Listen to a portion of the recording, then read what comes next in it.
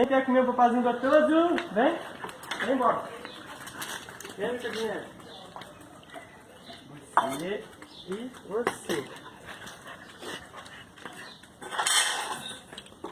Você e você. Senta. Vamos orar para agradecer a Deus tudo que nós temos nessa casa.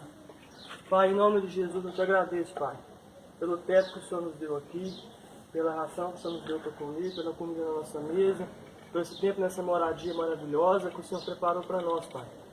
Muito obrigado, Senhor, por tudo que aconteceu aqui, todos os laços de amizade que fizemos, toda a criação que nós podemos dar a esse cachorro, Pai.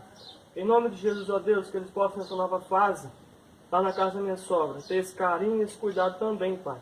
Ajuda-nos, ó Pai, a amá-los ainda mais. Em nome de Jesus, amém. É isso aí, ó. Cachorro de crente é assim. Todo mundo aqui em casa ora antes de comer. Deus abençoe.